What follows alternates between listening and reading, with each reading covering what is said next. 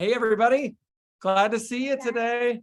We're coming to you live from a slightly different location because we're still getting settled, kind of post-hurricane here in Puerto Rico. So hopefully all of our friends in Florida, they're getting ready for the next round of big storm. Goodness sakes, button up, guys. But we're going to be jumping into a topic that we absolutely love today. And I'm glad that you guys decided to brave the storm of metrics today so that we can talk a little bit about a topic that I think we're really passionate about. Yeah, I think that one of the experiences I had, like so many other realtors, is when they started, they were not taught kind of nuts and bolts. And there's a lot of language and verbiage that people throw around. We hear a lot of people saying, oh, what's your GCI and what's, this and that and the other. And sometimes people misuse those. Sometimes they interchange them. Or sometimes people just don't even know. And I think we're all guilty of that moment where somebody says something we don't want to feel or look stupid. So we just kind of like nod, like we know what they're talking about, but we really don't. So we're hoping that today's session will help with a little bit of that, so that you guys have more information when you're talking to people, but also so that you have better control of your business. Absolutely. Because all of this has to do with knowing what your business is, what your performance is like, and how to better gauge what it will be like in the future, thus giving you more control. And a lot of us went into real estate for time and money freedom, but we don't really know how that's translated now that we're in business. So we're going to help you look at some of that today. And see if we can get the screen share up and running for all of us. And we'll retrim this. There we go. Internet's been a little spotty still after Hurricane Fiona here in Puerto Rico, where we are right now. But hopefully we'll keep it here. So first and foremost, the one thing we wanted to make sure we included today is our next big event, which we're so excited. We know already so many of you are going to be there, but we were thinking maybe we could just track in on folks who are here today, who could let us know in the chat. What's a good way for us to do that? How about just say me. Perfect. If you're going to be at EXPCon October 11th through 14th, or some dates right around there in Las Vegas. All right. Nice. We got JJ, McKinsey, Ryan. So exciting, man. We're excited to hang out with all of you guys. We know we've got a pretty long list already of folks from the community who are going to be joining us. So pumped about all that. So can't wait to keep things rolling, guys. So exciting. All right, well, let's jump straight in. So as Lexy was mentioning at the beginning, there's a lot batted around about this term metric. We say, well, you can't master what you don't measure. And yet when we've been teaching or coaching or mentoring agents, a lot of times it's really hard to know, what am I even measuring? What is this metric thing? Not only what are you measuring, but why are you measuring it? How do you measure it? And I think the biggest piece is that no matter what it is, we mention it here, we define it as a benchmark, an outcome, an objective, a goal. There are lots of different words that you can put around it that maybe have slightly different meanings, but the nuance is the same. It's some sort of number or outcome that you are going to measure as you do it. The problem that really arises for most people is they don't set those up in advance. So they're not prepared in their business when they start business to start counting those things, those metrics. But then also not doing it consistently. That's the biggest challenge for most of us, is tracking numbers. Some of those numbers you can go back and get, but things like time, for example, are critical elements to our business that we don't ever track. So we're going to give you some little tips and tricks for that. And by the way, today, while we're talking about this, if anybody out there has a metric that they're measuring that we don't talk about today, that you think has really helped you in your business to either better understand how you're spending your time, your money, other valuable resources, something that you're tracking that's helping you to make money, to target those little components that you're doing. Maybe it's a goal or objective that you've set for yourself.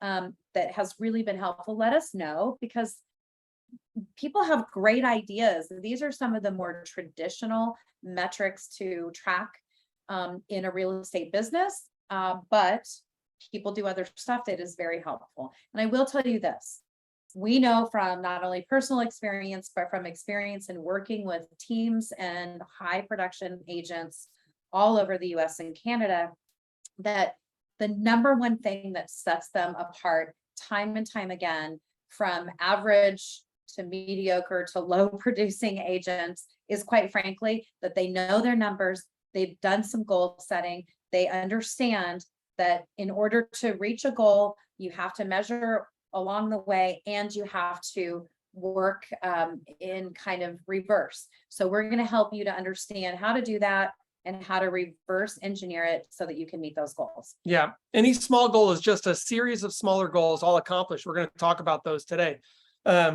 So it says here then, what's a KPI? A KPI. This is a key performance indicator. It's the same thing as a metric. And really what we're trying to do here is just to let you know about some vocabulary. And in fact, you know, what's his name? Mark Cuban said one time in an interview that if you ever really wanted to be number one at pretty much anything, if you mastered the vocabulary first, you were probably likely to master the subject along the way. And a lot of times we leave out the vocabulary, like, oh, I'll learn that later. No big deal. I don't know what that term means, but I'll figure it out when it matters. And it's like, it matters.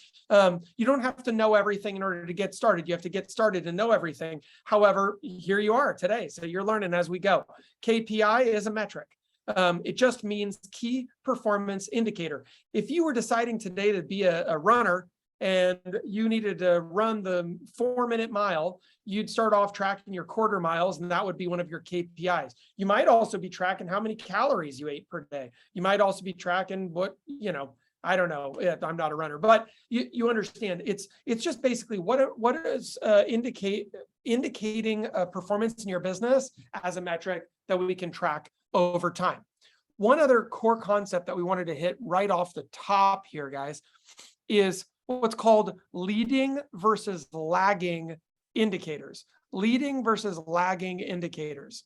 So a leading indicator is what we're calling a measure of cause, as in the opposite of effect, cause and effect, right? Leading means these are the things that cause things to happen. Effect means what did happen. And the way we also have it written here is leading indicators are the what or the how of your actions. And the lagging indicators are the results of your action. We're going to talk about this more today. But if you understand that certain things are likely to produce results and other things are results themselves, what we find is that most agents tend to measure results. But the challenge with that is it's like saying, well, how many houses did you sell last year? And the answer might be 7, let's just say, or 8. That's the national average right now. So if you sold 8 houses last year, right, then the truth of the matter is you literally are only measuring a lagging indicator. The leading indicator would be what got you to those 8 sales, so that you have an understanding about what really is making your business purr, right? A lagging indicator would be I drove 100 miles. A leading indicator would be I put enough gas in my car to drive 100 miles. So put it this way too. In real estate, if you only know your lagging indicators like your GCI, which we're going to talk about in a little bit, it's great to know what your gross commission income is. That's really, really important, right? The problem is if you don't know what it was that you did to get there, it's worthless information. Correct. So it's like knowing your weight. It's like it helps you to identify, right. So if your weight is let's just pick it 150 and you're like, okay, my weight is 150. Well, that's awesome. But is your weight 150 because you ate chocolate cake every night? Or is your weight 150 because you were eating carrots every day and salad and running? You know what I mean? So that can mean 150 can mean one thing in one scenario and not another. So the point here is, how do you know what got you there so that you can increase those numbers or decrease those numbers as you want? Some people Totally. do want to do less work, believe it or not. Hey. All right, let's keep moving. So we're going to give you the long list, and then we're going to go through each of these today. But wanted to make sure that you guys had a good, quick, maybe a screenshot opportunity here if you want it. This is not every KPI or metric that could ever be measured in a real estate business. Some of you are already thinking, well, I measure this, that, or that's great. We could probably come up with a list of a couple hundred. What we're going to show you here today is what we know every top producer and every top team tends to have an awareness about these metrics. And we're going to define them a little bit more deeply. And if you're a top producer and you're like, well, I don't measure all those, great. That's awesome. Maybe if you did, you'd be doing twice what you're doing, or maybe don't change anything. If it ain't broke, don't fix it. That's amazing. Keep rocking and rolling. But we're going to break these down today. And so we're not going to go deep into them. Hopefully you've had a chance to just screenshot this, or you can always come back later in the video. It'll be here waiting for you. So let's start off with number in our database, sphere of influence and past clients. So you may or may not remember, depends on how much you were paying attention, how pertinent it is in your life, or how long ago it was. But this is your basis. Do you guys remember what basis means in real estate, right? It's kind of that your starting point valuation. So this is, maybe you have a really robust database. For example, the G team is on joining us from Roseburg right now. They probably have a pretty robust database. They've been in business for a long time. It's a team, so they have a lot of collective contacts. So they may have a really large database. Some people may have a database that's mostly their sphere of influence. So those friends, family, neighbors, that they know and love, that they're really hoping will do real estate with them at some point. Or maybe you've been in real estate for a while and you've got a really nice set of past clients that you've worked with, maybe some referral business that you got or whatever it is, but you've got it all in a database. If you don't have one because you're new or you haven't been keeping track, that's okay. There's always time. Remember, you get KV Core for free at EXP. So if you're at EXP, you have a very powerful and wonderful CRM that serves as your database to store all of that great information about your clients, potential clients, past clients, so that you can communicate with them. Does a bunch of other stuff. That's another session. But just remember that your database is the most valuable and important element in any real estate business, but especially for top producers that know how to set goals, to reverse engineer those goals and track all of that by using the metrics we're going to talk about today, and that value and nurture their database over time. They are the ones at those top echelons. So true. Yeah, we've seen it time and time again, guys. So our next metric today is number of calls.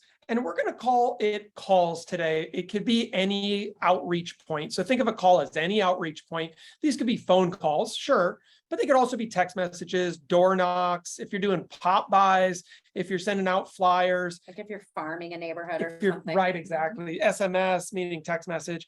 Oh, well, I guess that's a little redundant. Open house attendees, etc. So just pretty much anything where you're able to measure the number of contact points that you have, but they don't necessarily turn into conversations yet, right? If I knock on a door, it doesn't mean that you answer the door and we now talk about real estate. Another one would be that we don't have on here is purchased leads. So maybe you spend some money and purchase leads from a company like RedX or I mean, there's 50 million of them, right? So you get a big long list of people that supposedly want to buy or sell a house. Yep. Those would be what we call, a potential outcome or outreach point. Right.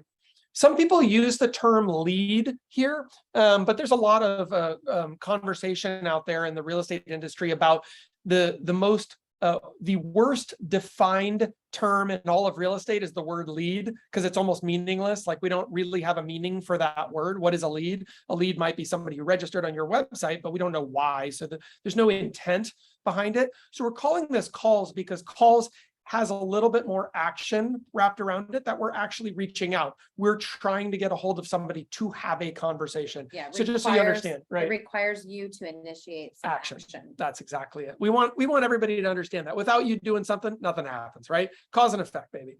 All right. So from calls, we're then going to figure out what percentage of our calls turned into conversations, right? This is where we start talking about conversion percentages. And what we mean by conversion is how many calls turned into conversations, just convert to the next stage in our funnel, the next stage in our pipeline, whatever we're calling that. Those words are interchangeable.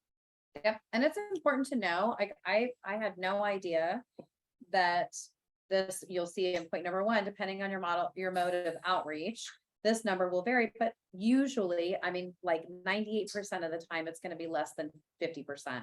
That was a number that seems low, right? But when you're talking about conversions like this, it's a numbers game. So you're going to take a really, really large number and it's going to get smaller and smaller and smaller. I mean, I wish we could buy 500 leads or have 500 people in your database and call them and get 100 pieces of business. That would be amazing. But that's really not it. So less than 50%. Track your conversion percentage, but don't try to over control it. So the point of tracking is not because you can necessarily change it erroneously. You can change it by tweaking either the numbers of leads or calls that you're making or that you purchase or have coming in. You can use it also, a very important metric that's more, instead of on the qualitative like number side, it's more of a quantitative like soft skills side. And that is I'm sorry, I said that wrong, didn't I? Quantitative, qualitative. The qualitative side is that element where you track, okay, I'm making a call, I'm actually reaching the lead. That's great. So I'm making the call, I'm reaching the lead, I'm having a conversation, and I'm not setting an appointment. So if that keeps happening over and over, you make 20 calls, you talk to 10 people, and you don't get anybody to have an appointment with you, maybe you need to work on closing. So it can help you to identify areas you may have a weakness in your conversion process. Bingo. So, maybe you're not closing hard enough. Maybe they're just like, no, I don't want to sell my house. I'm not interested, or I already know another agent I would call, so I don't need to work with you. And you're just like, okay, thanks.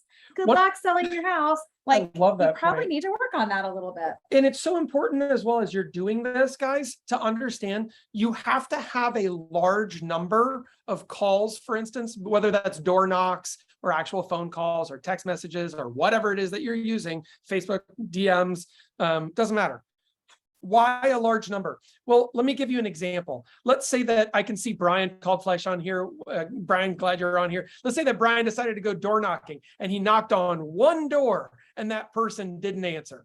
What's his percentage of calls to conversations? 0%, right? But what if the second door did answer and he had a nice conversation? Now it's 50%, but neither of those data points are very valid yet, right? Because we don't have enough information to know what the real percentage is. In fact, if you want a real percentage, how many calls would you need to make to get a real percentage? 100, because then you have 100 percentage points, right? So this is why a lot of times we'll tell agents, go knock on 100 doors, because then you can start to actually extrapolate some data out of that. Guess what? 1,000 doors would be even better. 10,000 doors might take you a while. Over time, this data actually will become more and more meaningful, but this is why you have to track it. Because if you haven't tracked it, everything is really just more of a gut feeling in your business. And as it turns out, feelings don't pay the bills. So we want to be able to actually reverse engineer our way into a good business. Well, part of it, when we are mentoring agents and they want to have more business, right? Most of us would take a little more business or more money, right? And those two things are not necessarily tied to each other, because there are lots of different ways to do that. But most people want to do a better job and make a little bit more money with what they are doing. The problem is, if you have not set a goal for that and you're not tracking it, you have no idea. So when we talk to somebody, when we coach and we say, what's your conversion rate right now? or what's your GCI? And they have no idea.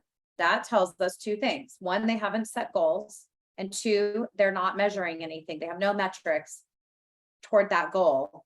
So they have no idea where they are. And the problem is, if you don't have any idea where you are, how can you monthly budget for, things like food, gas, mortgage? This is why we see so many real estate agents getting in trouble. This is all about budget. If you're a budgeter and you'd like to know, like on average, my utility bills are blah. Lexy's a budgeter, man. This is awesome. You need to know. So we're going to talk about the reason you do this is so that you can set goals and get there. If you have a goal that you want to increase your, let's say, production rate, let's say units sold. We're going to talk about that. You sold 50 houses last year. It didn't matter what you made. You're not worried about that. You just want to sell 50 more houses this year for a total of 100 houses this year. We have to have some sort of metrics to get you there. If it's a dollar amount, that's a bigger conversation. There are more metrics involved because it's going to have to do with average sales and a whole bunch of other things.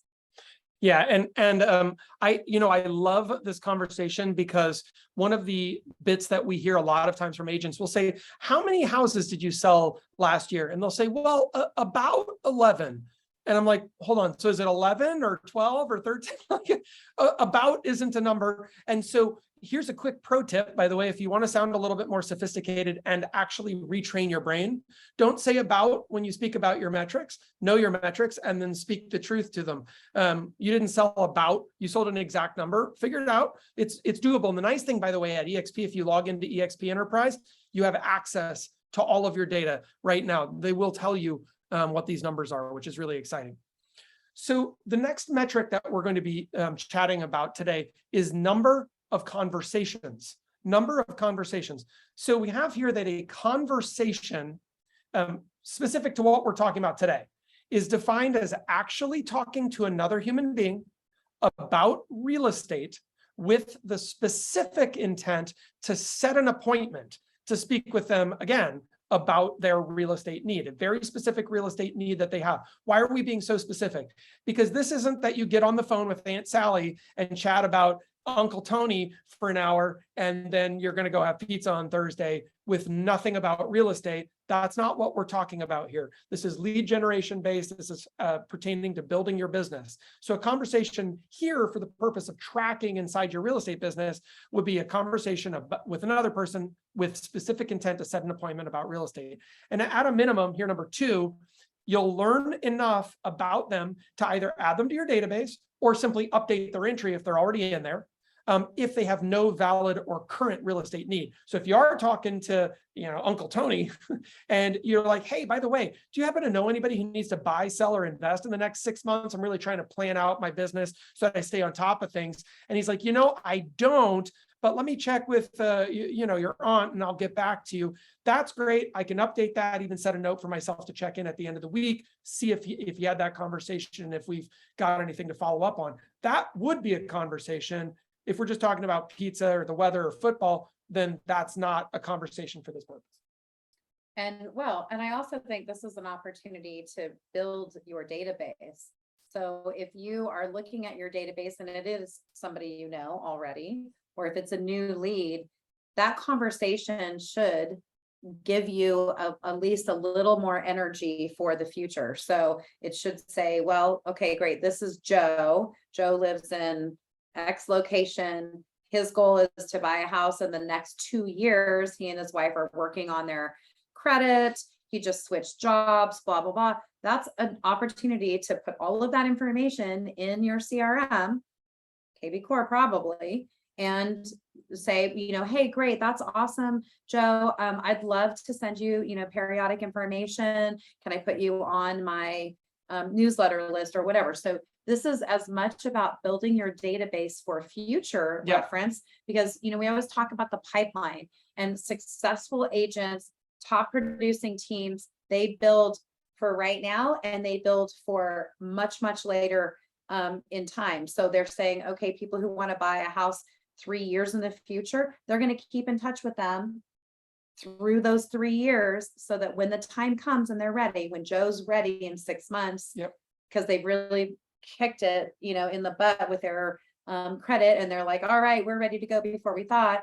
Awesome. They're going to come to you because you've been the person who's been nurturing that relationship. Yep. In In fact, Brian Simmons did a CORE90 training for us a few weeks back, called Building Your Data Bank.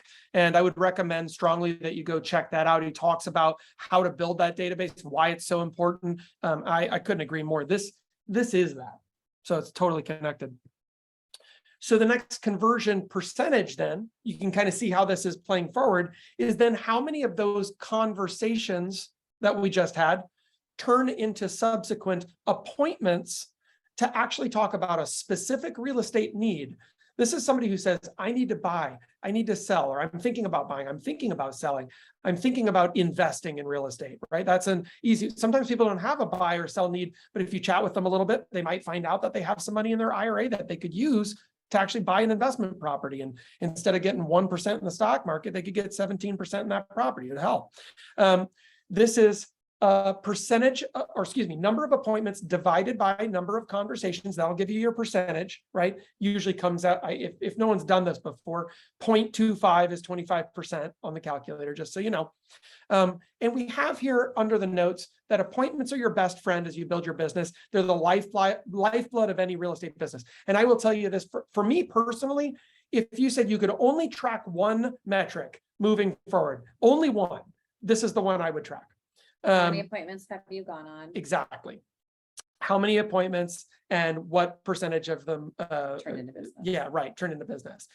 Because appointments really just are the game, guys. And we're going to give you a really easy way. If you're like, well, how do I track that? How do I measure it? We'll show you what we were doing with our team. Worked great. And I know people around the country who use the same exact method. And it's so dumb and so easy and costs maybe 25 cents. So you'll be excited by how simple it is. And by the way, an appointment, this could be anything, right?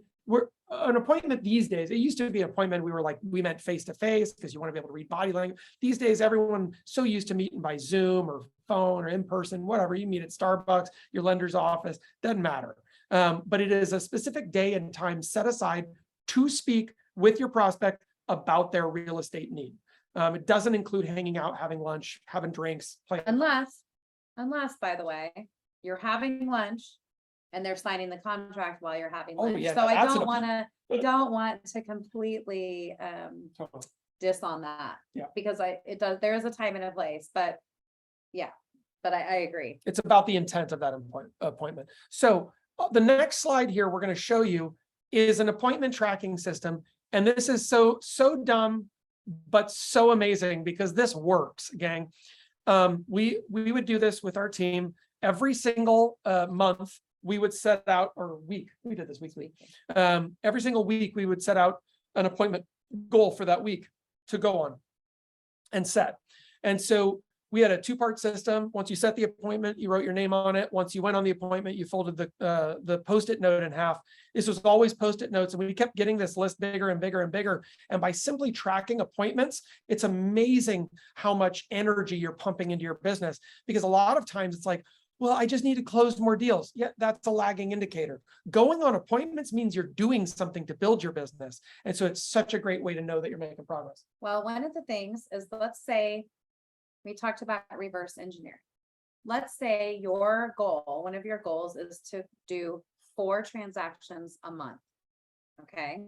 So in order to get 4 transactions a month, you need to have at a bare minimum, and if you're really good, only 4 appointments, right? But you're probably going to need more appointments because you're not necessarily going to get every single client that you go and meet with.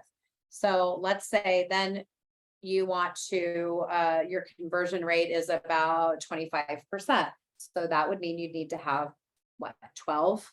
If you want to have 3 or 4, 4. So 16, I said 4, so 16. So you need to have 16 appointments. Then you're going to, from those 16 appointments, depending on what your conversion rate is from your contacts, your conversations. Yep. So you need to figure out what that percentage rate is and multiply that. So we're reverse engineering this, right? So let's say 16, your conversion rate, let's stick with 25%. Sure. With the math. So 16 times 4 yeah, would be 64. And so then you would need to have 64 calls or No. conversations, excuse me. Right, and if it took you, if you're, excuse me, if you were at a 10%, Mhm. let's say conversion rate from your calls, number of calls to conversations. Then you would need 640 calls. So this is going and so what we used to do is we put these Post-it notes up, and actually, I think check marks, we used check marks, we used Mhm. folding for escrow. Yeah. Okay, right. So let's say if you wanted to have 4 transactions, 12 appointments, you have the 12. If you've only checked off number 1, that means you got some more calls to make. You Yeah. need to have some more contacts. Is this making sense? And I know it seems dumb, but this is, so in our team, we would spend 3 hours every morning, 5 days a week, calling prospects. So making those contacts, making the calls. And we would have our goal numbers up each person, and through the week, it would be like, yay, I got an appointment, check. And then there was a whole nother process when we get the listing or the buyer.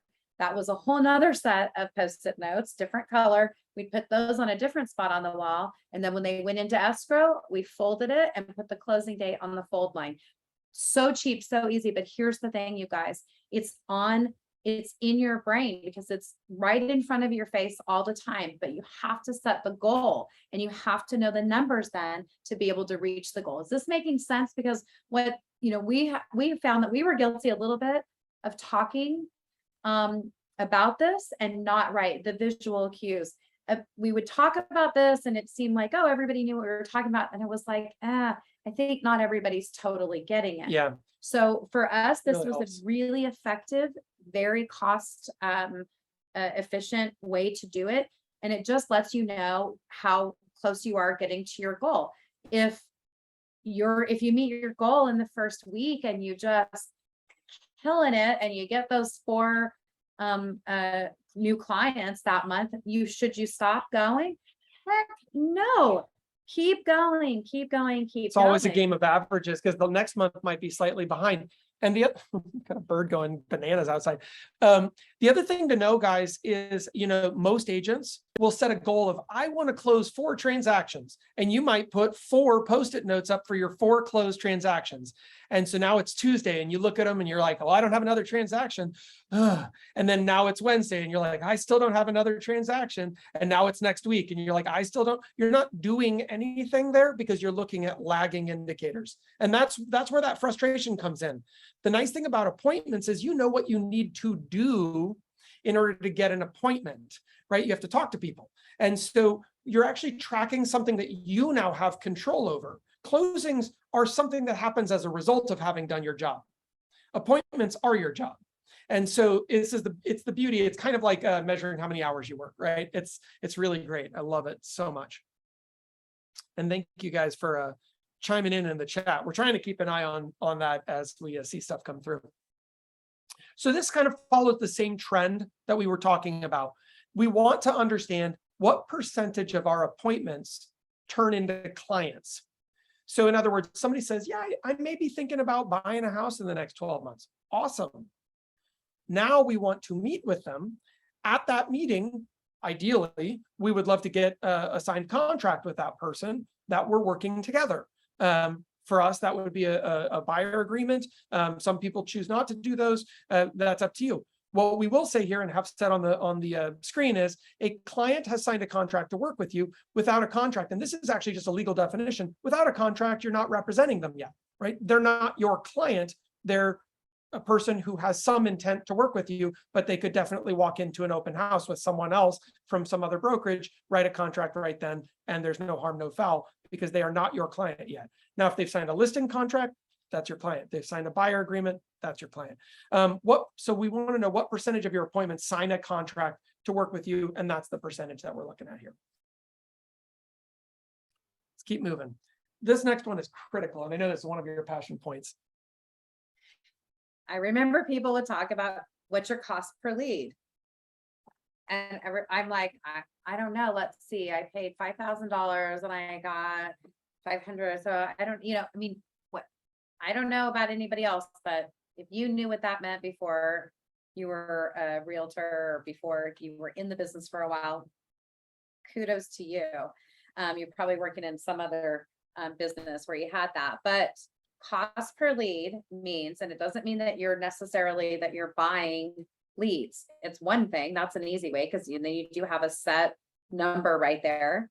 But the cost per lead is the amount of money spent divided by the number of leads, but the conversion rate. So do you talk about this a little bit more? You bet. Well, it's and it's Because so it's true. not just the number of leads and how much you paid for them. Right. It's the conversion rate of those leads to an actual client. Right. So now we've gone from maybe pennies Right. to hundreds, if not thousands of dollars. Right. Cost per lead is batted around a lot in real estate. If you get into digital marketing, there's a lot of this kind of chatting as well. But unfortunately, since a lead, and we mentioned this earlier in the training, so if you're just hopping on, welcome. But a lead is a poorly defined term in real estate. So we don't really know what that means. Is this a lead, somebody who filled out a thing saying, I need to buy a house tomorrow or else my family is homeless? Or is this a lead meaning somebody who saw pretty pictures of a house on an HGTV website and wanted to register so that they could see the rest of the pictures, right? Those are two very different situations, and they might both be quote unquote a lead. So For our purposes today, we're considering that in that first thing where we said number of calls. So anybody that you have enough information about, meaning name and phone number, that's a minimum. Name and phone number, someone that you have enough information to contact them so that you have an opportunity to make the connection to make them a client. Does that make sense? So a lead, regardless of how you get it, is someone that you have enough information to contact to talk to. Yep. Period. So important. And it's what gives us the ability to understand what our cost per client is. And so let's talk about that. And we know a lot of agents out there who used to, it's getting less and less common, but buy a lot of leads, quote unquote, from Zillow. So we'll just use them as an example. There's a lot of companies that sell them. Zillow is the most well-known. And so we'll just talk about them for a quick second. And so Zillow, their whole model is they might say to you, hey, we want you to pay us $2,000 a month or $5,000 a month, and we will give you these leads. Let's say, for instance, that you did spend $2,000 a month, fairly common number with that company, 2 to 3.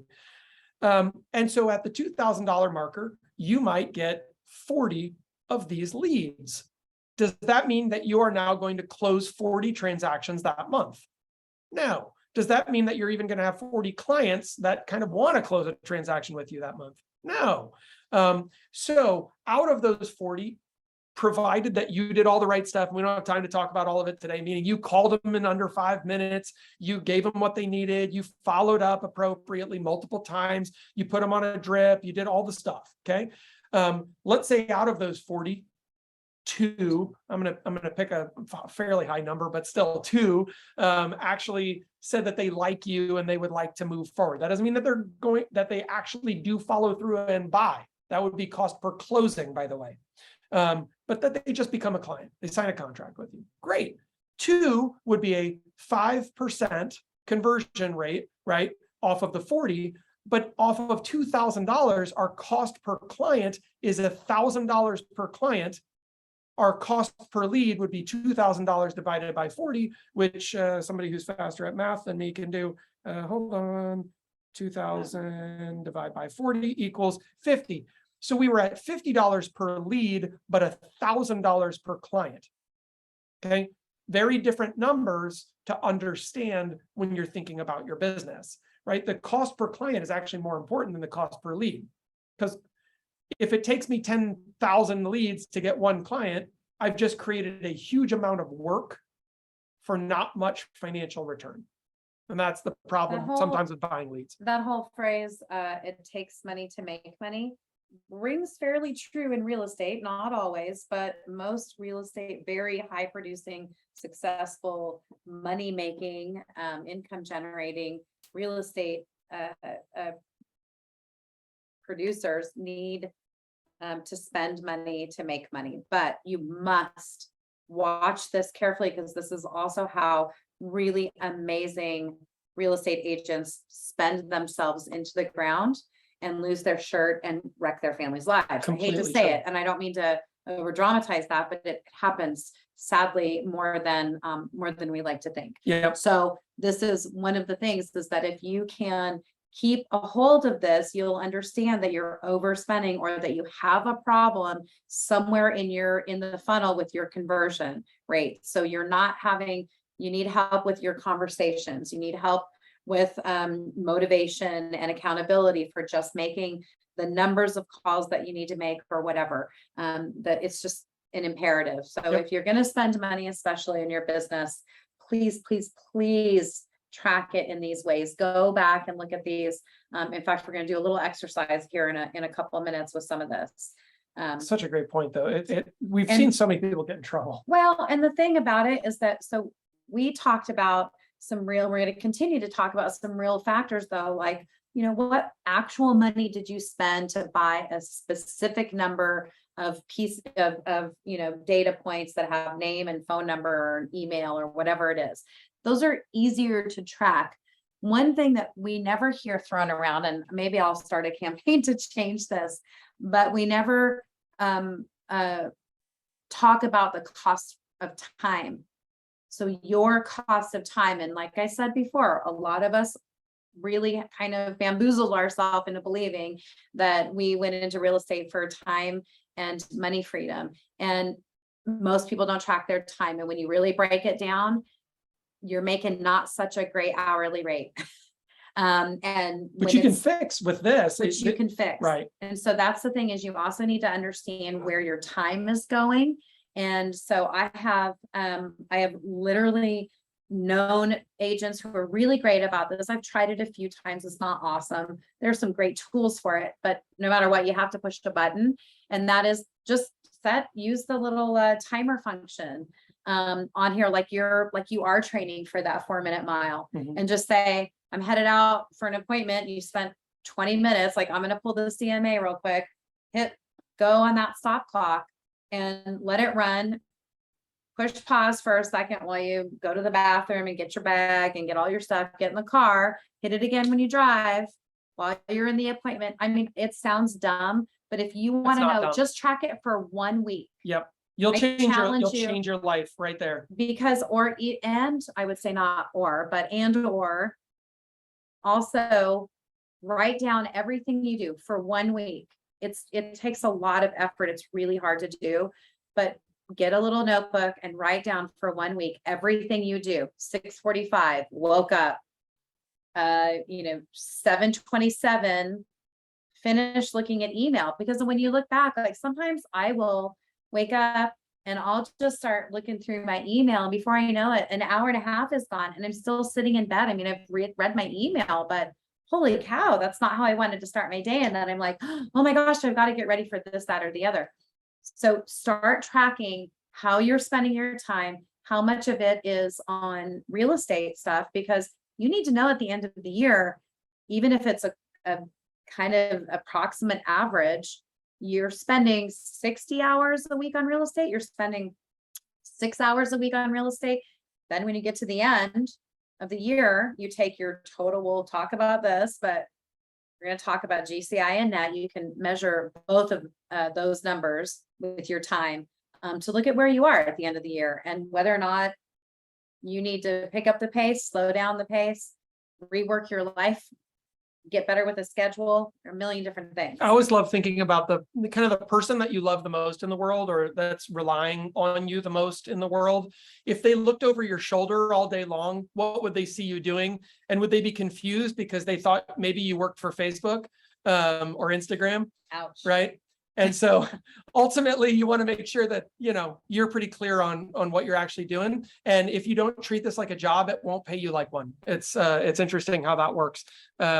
And so on some level, you still have a job. You're just self-employed. So you're either a great employee or not. Or even better than job, career. I like the word career because you made a career choice to go into real estate. And I don't know any professional baseball players, for example, that you say they're a career athlete. Dude, they're not doing that part-time. you better hope that the chosen career of your surgeon or your dentist is not a part-time gig. That they, right? Your brain surgeon, you don't want it's them on dumb, Facebook but either. we don't treat ourselves with enough respect, and we don't treat it like it is a professional a career choice. And it is, you did make it. It can be absolutely phenomenal. It can be rewarding and fulfilling, and it can be very wonderful financially, but you have to treat it like it's a career, and stop undervaluing your time, your effort, the money spent, and not knowing your metrics, which is why we're talking about this. So true. Oh, snap. Lexi's throwing down. So we're going to talk about the number in escrow and why you track this specifically, because we all know, oh, I've got 2 in escrow right now. That's great. Or I've got 5 in escrow. That's awesome. There's a reason that tracking the number in escrow matters. And for us, it's because of what we call the escrow game. And if you play this game, we have a training on it already inside the community center. So if you're already with us at EXP with the community, you can just log in. We've got the link there on the screen. In fact, let me grab that link. I'll put it in the chat for you guys. There it is. And so, but the reality is the escrow game literally means how many escrow cycles are in a given year. Well, that you just figure that out by taking 365 days divided by a 45-day escrow cycle, which is still fairly average.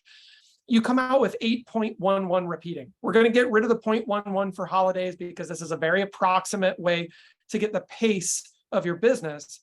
But what this means is if you currently have 2 in escrow and all year long, your only goal is to put another one into escrow before the next one closes, right? So that you will always have 2 in escrow as they keep closing. You just keep 2 in escrow, keep 2 in escrow, keep 2 in escrow. Then you multiply times 8. That means you are on pace all year long to close 16 transactions. The number of agents out there who track their business on a monthly, well, I want to close, let's see, 12 units. And so in order to close 12 units, I need to close 1 a month. Monthly, unfortunately, tends to cripple a lot of people because it doesn't align as well with escrow cycles, which is actually how we measure our business. There's 8 of those. Let's track those instead. So what we recommend for everybody is if you, first off, pick a multiplier of 8. It's a lot easier. And so you can either close 8 units. That's the average number of, by the way, that's not a coincidence. That's because of escrow cycles. The reason 8 tends to be the average number is because those are people who are keeping roughly 1 in escrow all year long. That's a big secret. There's the answer. That's why this number tends to be the average number of transactions. If you can get 2 in escrow and keep it there, you'll double your unit count to 16. 3, you go to 24. 4, you go to 30, whatever it is, 2. And so you kind of understand how that works. Again, we have a full training on this, so we're not going to, kind of drain the rest of the time here on this concept. But I would recommend you go study it, but definitely always be able to know how many you have in escrow, and more importantly, when does the next one close? Because that's when you need to put 1 more into escrow before. Right. That's the piece. And don't forget that this will help you to understand what that conversion rate is from client to closed. Remember how Jeff said, just because they've become your client doesn't mean that they're a closed transaction yet, right? We've all had those clients, it falls through, or they never write an offer, or something happens. They were your client, they're not your client. Ooh, bummer. But the escrow game is another way to just help keep that. And I also am a firm believer, keep this in front of you, use the little sticky notes, but have a whiteboard, or it can get really, really fancy, like a Sisu, but it doesn't matter. I love whiteboards. I put permanent lines on them. I have the client name, the address, whether it's a list or a buy. The price point, sometimes I usually don't even care at that point, because once they're under contract, it just is what it is.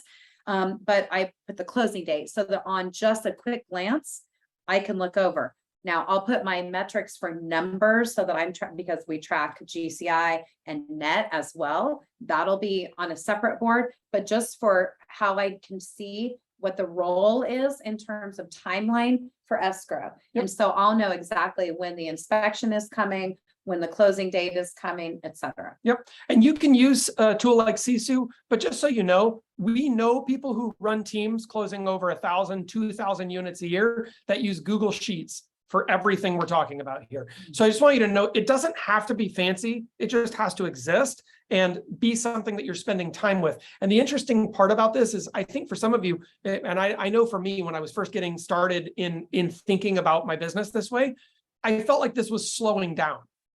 Right? Like, I don't have time for all of this. And I will tell you, the reason you don't have time is because you're not doing this. So when you don't know what your time is doing for you, what happens is you just kind of open an artery and you're just letting all of your time go all the time, right? And that's a really frustrating place to be. We want you to be protective of your time so you know, when I spend an hour, it equals this for me exactly. So really quickly though, right now in front of you, write down how many you have in escrow right now.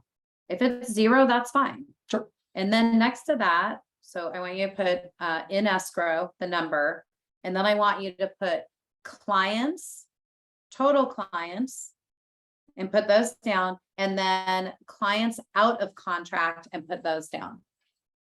So take just a minute to do that. What were the 3 numbers again? I want a number in escrow. Okay. Number of total clients that you're working with. And then the number of clients not in escrow. So basically meaning how many clients out there that you need to get into escrow. It's just a little simple way that we can start thinking about our numbers. And this gets easier. Listen, it's going to take a little bit of time. It's like setting up your KV core. In the beginning, it's going to take a lot of time and commitment on your part to just carve out the time, sit down, get it all set up so that everything is working the way that you want it to work, so that it can do its thing. You can start percolating on some of those organic leads that are going to come in and some of your database leads. However, it is worth it in the end. So these numbers that we're talking about, start tracking them, put them down somewhere. When we get off this call, because you're already here, which is amazing. So get out your favorite color of sticky notes and start putting those escrows up, start putting your goals up, sit down and write down those goals. So get you started right here today. So important. So very important, guys. And I love that we're actually taking a moment to write those numbers down. I just figured that's an easy number for people. Well, it's also really helpful because if you can see your clients that are not in escrow, by the way, really helpful because that helps you create some urgency. Okay, well, I've got these 4 or 3 or 10 or 70, whatever it is for you, people who are not yet in escrow, but have full intent and we have a contract to work together. That is potential business, but it's currently sitting on the shelf, right? You own a shoe store, it's just shoes on the shelf. How do I get these shoes sold? How do I get them off the shelf, right? For listings, that might be price reductions right now. For buyers, it might be having a conversation, helping them to understand why, the house they thought they were going to be able to afford a year ago is not the same one, but let's go right now. Come on. It's the marry the sales price, date the rate conversation with them. So there's a lot of ways to motivate, but you don't know where to focus your time until you start to look at your business. And this is a conversation about working on your business so that you can spend less time or better time, I guess, in your business, right? If all you're ever doing is in your business, that would be like a professional athlete, going back to that metaphor, just going into the batting cages and swinging like a maniac all over the place, just like they're swatting at flies. But they're not getting any coaching. They're not looking at the tapes. They're not studying how many times did I connect out of how many pitches, all this kind of stuff. We need to know these numbers so we know what to improve, where to focus our energy and time. All right. Now let's talk about the one that most agents know, even if they do say about before they say it. This tends to be the metric that people know, that, right? How many deals did you close? Now you'll notice we have a term or 3 terms on here. Annualized, meaning how many deals did you close, or sides did you close, or units did you close in 2021? That's what we mean by annualized. There's different ways to use that word, but it's a good use of it here. A 12-month rolling means today is September 28th. So starting September 28th, 1 year ago to now, how many transactions have you closed? It's a different number, right? It's a rolling number. Why do we call it rolling? Because tomorrow it could be a different number. So it just rolls along with us. And then year to date, meaning from January 1st until now, right? This tends to be the more taxable number. How many transactions or closed units or sides or deals have you closed? But what's interesting is because it's an easy number and it sounds flashy, is we like to say, oh, I sold 20 units. Well, that sounds really great, but it really depends on your market, right? Because 20 units somewhere is not doesn't necessarily correlate to a lot of income. Absolutely. For example. So it's a lot of work for not a lot of income. Some people know that if you're doing 20 units in, let's say, Brentwood, Hollywood, those areas, Santa Monica, you're making a lot of money. That's Right. 20 units is insanity. You're taking your Crazy. You're a helicopter to work. millionaire. Right. Right. So it all depends, but units, we say here, it tells you the least about what you actually earn. Yep. But we also want to clarify any confusion in the verbiage of sides. So in real estate, there are two sides to every contract, right? Yes, always two sides. There's a buyer and there's a seller. You can represent both sides, but those are still two sides. So when you are talking about calculating units, it's how many of the sides in each transaction did you represent? If it's one per transaction, great, one. If you happen to do two of them, it's two. You know, if you did both sides. So let's really quick, since we're doing this, it's going to help people start with the numbers. Let's do year to date from January 1 to today. How many units or sides have you closed?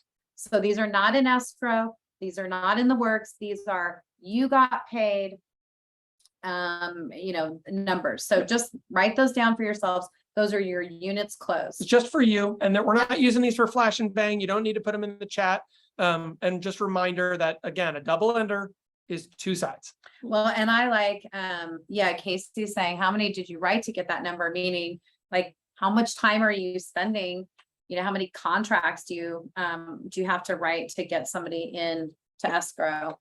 Especially if you're heavier on the buyer side, this is going to matter a lot for you. If you're writing 23 contracts to get one accepted, there's a bit of a disparity there. If you're writing 2.3, that's a lot better. And so somewhere in there is going to be your truth. And we're always going to try and reduce over time, because that's creating efficiency, not just for you and your business. Probably it's creating less stress for your clients as well. Time. Right. It's a lot less time. We've found that top agents tend to have clients who are writing fewer offers. That doesn't mean when, markets change, guys, we all understand that. Sometimes even top agents are writing 10, 15, right, to get one accepted. It depends on the market you're in.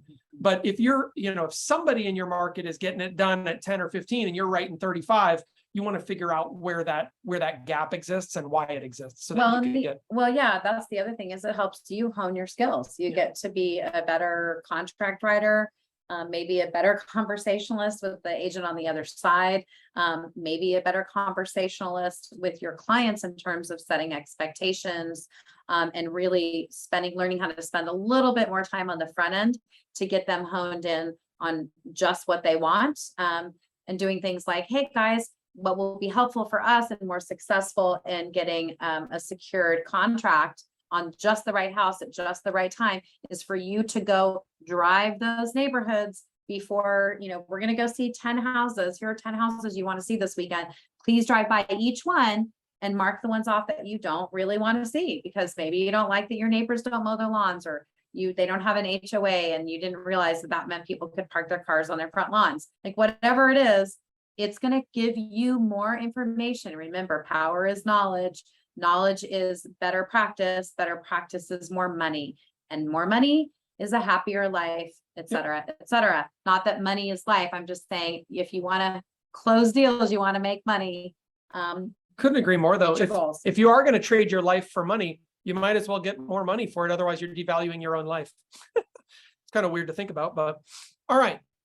Volume is another one of these metrics. This is a lagging indicator. that we can measure in an annualized way, again, meaning how many did you close in 2020? How many did you close, how much volume did you close in 2020? How much volume did you close in 2021? 12-month rolling, meaning over the last 12 months, the most immediate 12 months, and then year to date, meaning from January 1st to now. If we simply add up the sales price of all of our units as sides, this is where volume can get a little confusing for people. And so we do have this here on the screen. If you double end a $500,000 sale, so you represent both the buyer and the seller, that is $1 million in volume, and it is two sides. We just covered sides a moment ago. Why is it $1 million in volume? Well, each side was a $500,000 side. We simply add those together because you have to realize you still represented two clients. One of them was buying a $500,000 house. One of them was selling a $500,000 house. Had they chosen to buy and sell two different houses still with you, you still would have had $1 million in volume. It doesn't matter that it's on the same house. So you're not counting the house twice. You're counting the clients and how much spend you were actually compensated against based on a commission rate. This is why, if you really want to know the production rate of an agent, look at volume, not number of units, because number of units gets skewed again by price point. Right. Yep. And in fact, this price point matters too, but it does. They both help. Well, I don't know. Maybe but it gets not, no, it gets quite skewed because let's see, you kind of made the point before where you said, let's say that you sold 20 houses and you made the Brentwood example, right? Let's say that I sold 20 mobile homes. And by the way, I've sold mobile homes, so I'm not knocking it. But let's say I sold 20 mobile homes and and each of them was worth $10,000, right? Well, that is $200,000 of volume. If I sold one $205,000 house as an alternative, that's more volume. Now, does it tell me what my income was? Not yet, because we don't know the commission rate that I was compensated at for any of that, right? If I was compensated 100% commission versus 0%, then either side could win. So we still don't know, but it's a lot closer to quite the truth, quote unquote, about our income. Let's keep going. We're getting closer to our actual income here.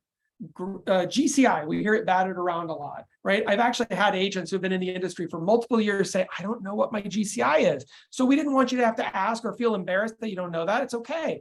You're learning it now if you didn't know. And if you did know, we're going to give you some great ways to think about it. Again, it can be interpreted annualized, meaning I add up my entire GCI for 2021, 12 months rolling. How many did I make or how much did I make in GCI over the last 12 months and year to date from January 1st. People like to tell their GCI.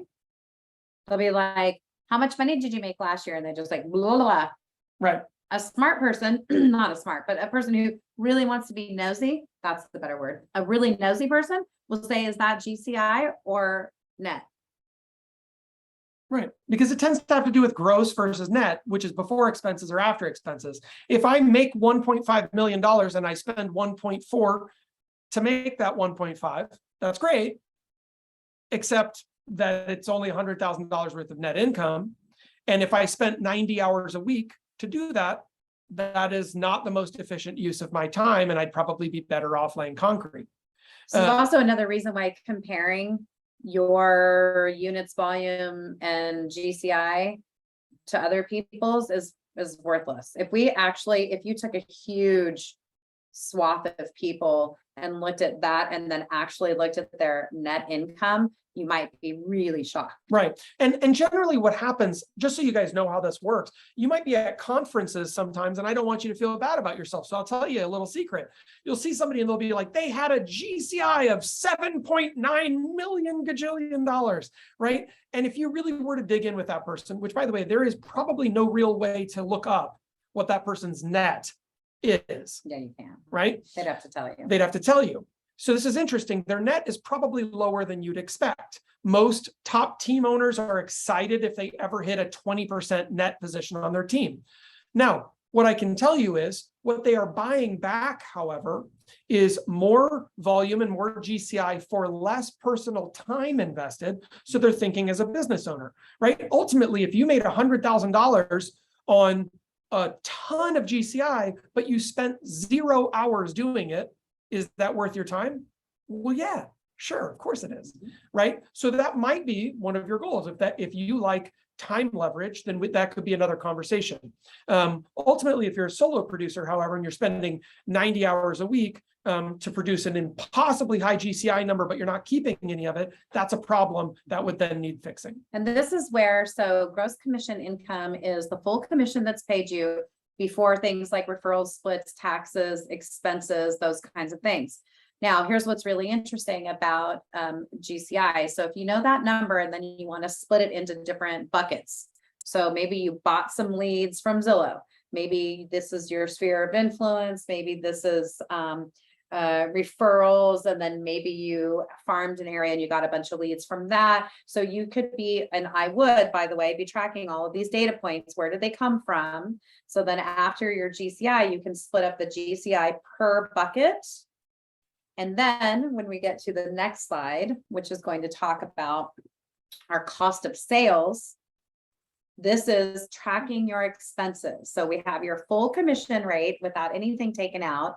And then this is the look at after you've taken out the expenses. So the cost of signs, your taxes, the cost of gas, the cost of printing. I mean, the list goes, if you are a CPA, know a CPA, have a CPA, they want to know every little bit, right? Because this is what matters. If you take that and you can break that down per transaction and put it in the right bucket, you're going to be able to, and this is what really successful business people do, folks. So I'm not getting too granular here.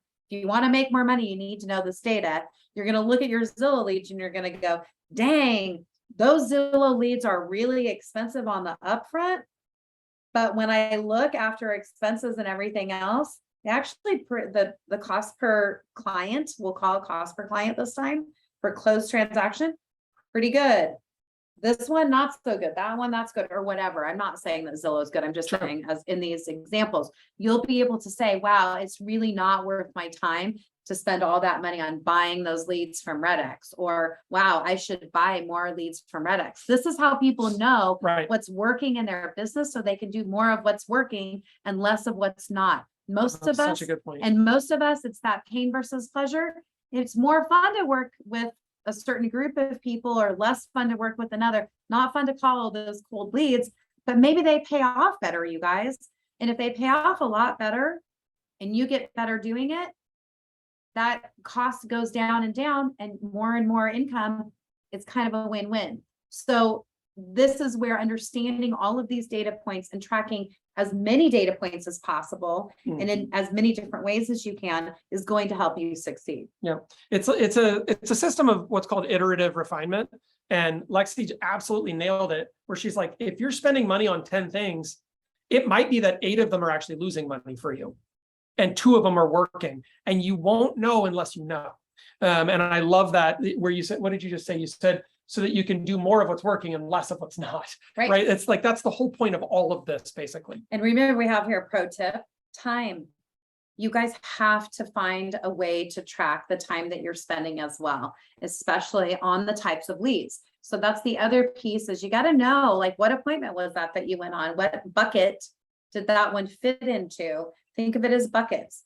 And it all goes into one big pile in one view, but this is where spreadsheets are really useful. And then you have different buckets, so you can slice it up. You get really, really detailed, and you can do pivot tables and all kinds of things and divide it by month. This month I did so much better. Wow, isn't that funny? That's the month that my husband was on that really long fishing trip. So I do get more done when he's gone, or whatever. Like, honestly, it's funny, but this is where, or maybe you're a team and somebody was working more that month or less that month, and you see a notable change in your production levels.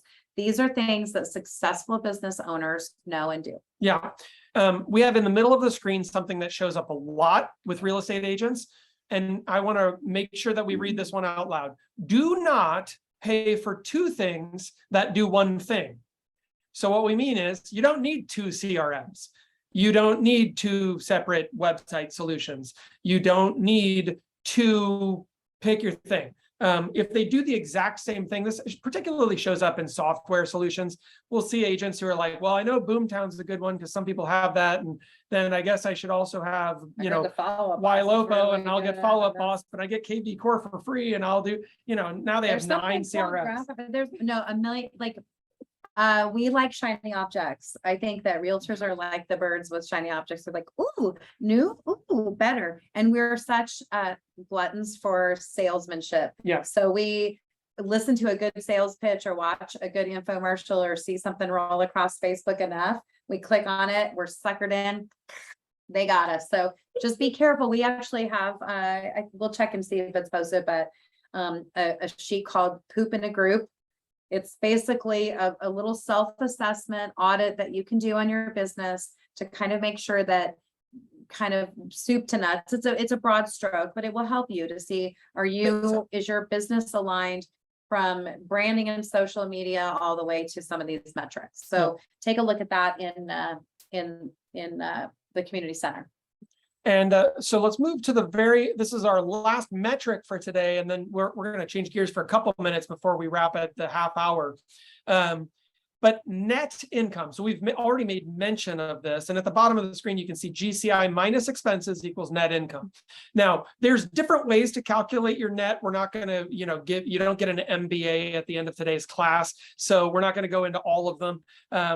But we do want you to understand that your gross income is not your net income. That's the most important thing to understand here. And so if you're only talking about your gross income, that's what we like to refer to as a vanity metric.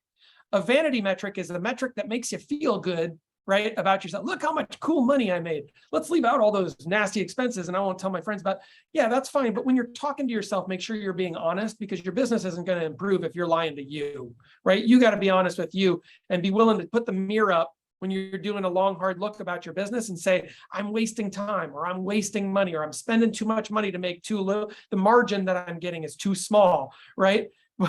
Because I'll cry if I send out my net. But here's the thing. Well, no, but here's the thing is, when you do a seller net sheet or a buyer net sheet, and there's a little bit of pain as the agent that goes through that, because you're like, kind of don't want them to see what all the closing costs are, including commission and all those things, right? But it's part of the deal. This is your seller net sheet, guys. This is where you look at, here's what I'm quote unquote earning, that's your gross. Here are all my closing costs, or your cost of business, your expenses. And then at the net, that's your net income, is what is going to be in your pocket at the quote end of the transaction. And the end of the transaction is, this is how you feed your family. This is how you pay your mortgage or your rent. This is how you put gas in your car. So if you're looking at your seller net sheet at the end of every year, and the easiest way to see it, it's painful, but I mean, it depends on how well you or your CPA does your taxes, is you can see your gross income and your net income after your stated expenses, at least. And most people do a really crappy job with their expenses, with tracking it. So they don't get as much deduction. They don't get as much credit. So their net is less. Yep. And taxes, by the way, that's going to be for almost every business. That's generally going to be your largest annualized expense. If you're spending more on something other than taxes, I don't know what that would be, unless you have a primary lead source that's really expensive. And so, doing some real planning on this stuff, while it's painful, and don't get me wrong, Lexy will know this is true. It's one of my biggest pain points. I just do not love that part of what we do, but it is such a necessary component. And so getting into mastering these numbers and really measuring what you're doing, so deeply impactful to your business, and quite frankly, to your quality of life over time. Well, and it also, again, it's going to help you if you look at the end of the day at what your expenses are, and that difference between your gross and your net. If you're seeing that your net is unsatisfactory, go back and look at your expenses. Is there somewhere, are you duplicating monthly subscriptions because you have 2 CRMs, because one does one and one does the other, or whatever? Are you spending too much on those really pretty signs? Like, is that actually helping you to sell more property? That's such a good point. Yeah. Are you spending too much money on client events that you have low attendance for, or you don't have repeat clients. Maybe you need to think about a different way to serve your clients and make them happy. That doesn't cost you so much. It's just I'm just choosing some They're examples. questions, right? Everybody runs their business differently. I have no idea what your personal situation is, but that's it just is an opportunity for you to assess every little tiny aspect of your business, because now you've looked at these metrics to see where you can make improvements and where you need to cut some of the expense. Well, and so you guys know, we're really coming from a position of having made all of these mistakes. Right.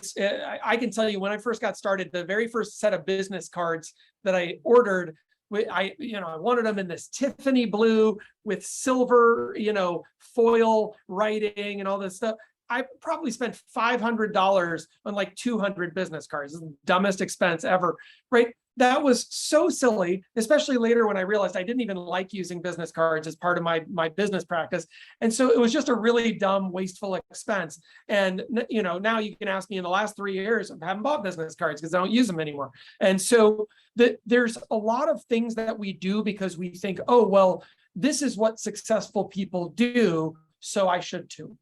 Right? Or I saw someone else who is successful do this, and so I should too. You don't know the inner workings of their business. You also don't know what their net income is. So don't trust the outside of their business so that you can make determinations about what's going on inside their business. They may be stressed out, behind on their tax. Who knows, right? Like all sorts of stuff goes on. The other thing I will say is, I think probably the most helpful advice I got from my very first principal broker, that just knew I was new in the business, said to me, every time you get paid, take 40% of that commission check and put it into a separate account, savings, money market, whatever it is, just set it aside, or taxes. It's going to be too much, most likely, depending on your situation, but just remember that you have to pay your own taxes. There's nobody withholding anything. So she knew I was coming out of a career where they were taking all that out for me. That was never like, obviously I paid taxes, but I didn't have to think about it per paycheck. And I started doing that 40%, and it was really uncomfortable. And then at the end of the year, I got a lot of that back, but that chunk then became my savings account, my college savings account, addition to that, a contingency account, the money that was extra. And I never stressed at tax time. So to send in those quarterlies, it was easy because that money was sitting there. It didn't freak me out and stress me out. And it also was an indicator of, I need to work a little bit more, because what I had left over after taking out that portion for taxes wasn't enough. Right. And what I knew is, mommy going to prison because she didn't pay her taxes wasn't an option for me, for my kids, as a single mom at the time. It was, mommy's got to work more to make up the difference and what's not there for my monthlies, because I got to pay my taxes. You don't have any stripes. So it was kind of that. But again, it's an opportunity. If you know where you are at all times in your business, even if it's really crappy and really scary, it's going to let you know, okay, I need to do real estate and start picking up some shifts on the weekends for brunch, whatever it is. Make it happen. We gotta make life work, right? You just can't spend a zero every month, right? So now, listen, here's where I want to pivot really quickly, because generally speaking, we take the last 30 minutes. We've left 12, so we're good. No, I'm excited about this, because everything that we've already covered today is language of real estate. And generally, in the last 30 minutes, if you're new and this is your first CORE90, welcome, we're so excited. Usually the last 30 minutes, we talk about agent attraction. These are the conversations, whether you're building your team or your footprint inside the brokerage, building your organization, so that you can pour into other people the same gifts that have been poured into you. That's incredible. What we want you to know, though, is that what we're talking about today are the types of conversations or the verbiage around some conversations that you can be having with people. Not that you can be like, hey, show me all your financials. That's weird. No, but what are your goals? That's it. What are you on track to meet your goals? What's your, what's your GCI this year? Or how many units are you tracked for this year? What was your goal or whatever? But the other thing is, and I think quite frankly, I mean, this is going to help you definitely have more savvy conversations, but more importantly, you ought to be tracking if you are interested in recruiting and attracting other agents to join you at EXP and here in the community, you need to be tracking those metrics as well. So I'd like to add 5 people to my group this year. You need to have a list. Like, who are if you don't even have a list of 5 agents down, even if you had 100% conversion rate, you're not going to get 5. Right. So make a list and do the same exact thing. All of these metrics. Yep. Calls, conversations, It's all appointments. conversion. It's all a numbers game, you guys. That's all it is. If a dentist wants more clients, guess what it is? That's where the word funnel came from, just so everyone knows. A funnel looks like this. And the reason that we use that Put analogy, a lot in the type yeah, at the top. it's always narrowing, right? So make a lot of calls, and then you have fewer number of conversations, and then you have fewer appointments, and then you have fewer contracts and fewer closings, right? Could be a lot of calls for recruiting, could be, right? And then we keep going down. It's the same exact thing. So when we say funnel, it's not some fancy web architecture. It can be based in the web, but usually then it's a series of landing pages, and people will choose to bounce or not go to the next page, right? It's always just getting them to the next thing. And so in this case, we're showing you calls to conversations to appointments, etc. And by the way, KV Core may also be used really beautifully, I might add, as a CRM to track your agent recruiting. Yep. So all those notes. So again, any conversation is not a wasted conversation. You could be like, well, she's having a really great year. She would think about leaving to a different brokerage, but she doesn't want to screw anything up right now while she has 10 in escrow. So I'll call her back in 6 months. Bingo. That's awesome. And There there's you my go. dog. So I don't want to shorten that, but I mean, it really is kind of that short and sweet with recruiting. You It can is. apply all these principles. Same stuff. And also track, where are you failing in those conversations? Are you not good at closing? Are you not good at actually making the calls? Are you not good at finding the people to call? So just track all of those things, figure out where you've got some weak points, and then show up here, come to open coaching hour on Tuesday afternoons, and we can talk about it, whatever it is. Yep. But let's open it for questions. I would love to, actually. I was going to say the same thing. Yep. Let's do it. We have about 8 minutes left. What do you guys think? Helpful, old news. You guys all knew it. You all know your numbers already. If I went line by line and asked you guys, what are your units, what's your volume? Super helpful. We were convicted over here on a few items, especially the shiny objects. We were like, but anyway, yeah, really good stuff to consider. So thank you guys so much for sharing. Oh, it's awesome. Do you have a Thanks so much. question? Anybody have a question? Well, go check out Poop in a Group, G Team. If that's something, do that initial audit. And then it's just like a little worksheet. And then if there are additional issues, it's one of the things that we've done for a lot of teams in the past is doing a full business audit and team audit for them. And that's everything from personnel to systems to practice and conversion rates to goal setting. Did you guys say that you had a question? I lost you a little bit there at the tail end. I don't think we have a question. Thank Okay, you. awesome. Anybody else? Thank you, guys.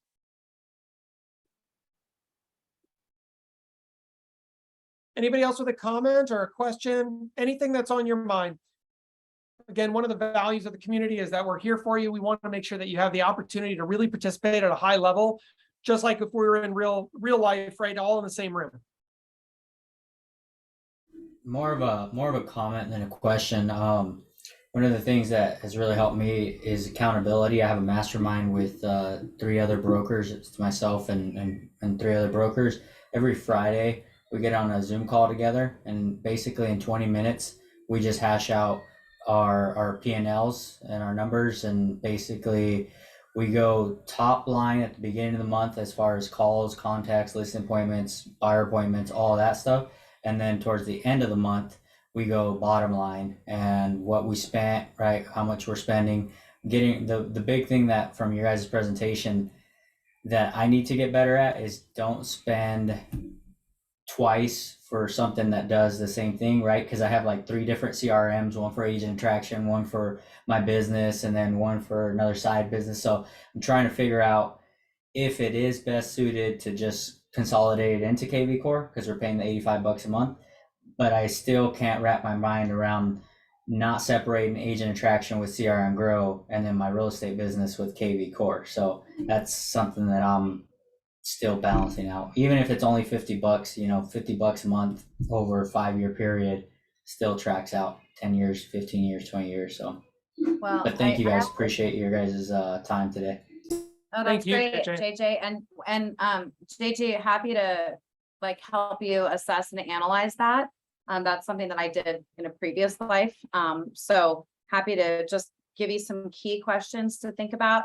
But in terms of like people do, I love that you brought this up, JJ, where people are like, it's only $50 a month. Let me just ask you this. If you don't open that software, let's say, how it's the same thing as throwing a $50 bill out the window, right? Driving down the road. I've literally asked multiple millionaires this question.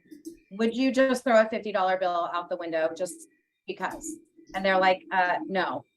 And I always tell people it's just a negligent way of thinking of your finances, and you should value $50. It's worth it.